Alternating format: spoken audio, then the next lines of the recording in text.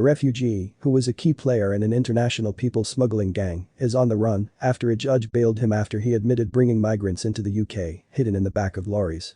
Manchester Crown Court heard how Tarik Namik, aged 45 and from Oldham, headed up the organised crime group who became subject of a National Crime Agency investigation in 2017.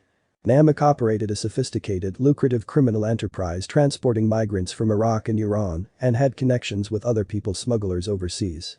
He was given conditional bail when he agreed to surrender his passport after he admitted heading up the UK side of a multinational organised crime group in September 2021, despite his links to people smugglers overseas. He failed to appear for sentence at Manchester Crown Court on Friday, and CPS prosecutor Paul Mitchell said after the hearing they had no idea where he was.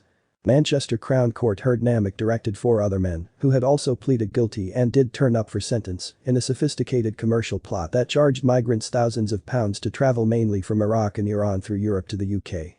In one case in September 2017, 9 migrants, including 5 children, were released from a lorry in Skelmersdale after they dialed 999 as they were desperate for food and water. The 5 defendants had all earlier been granted refuge in the UK after gaining asylum before illegally bringing others into the country. The National Crime Agency launched an undercover probe in 2017 when a covert officer posed as a lorry driver involved in illegal activity to befriend Namik, who tried to recruit him as a driver.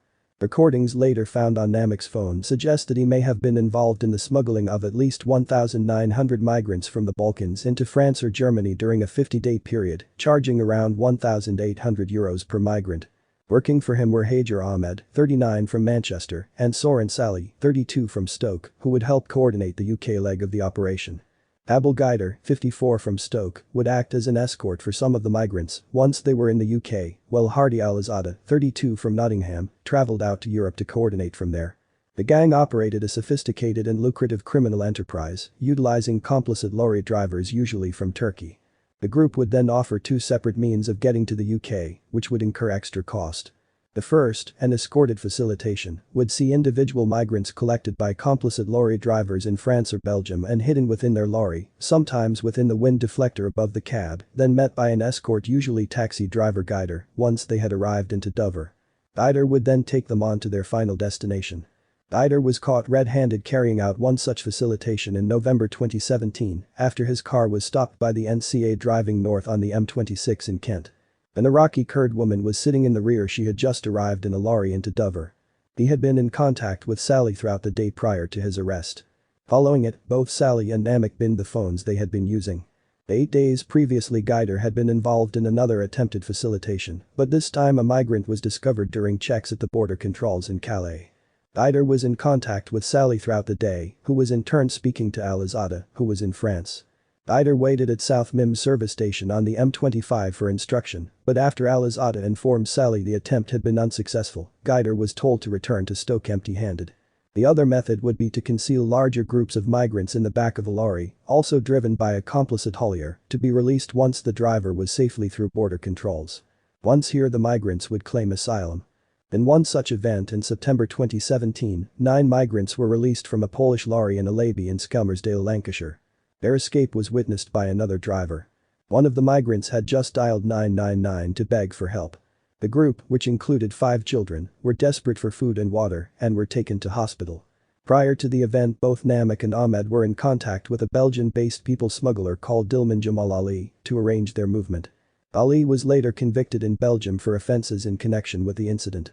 Namik's operation was finally dismantled in April 2018 when he, Ahmed and Sally were arrested by officers from the NCA.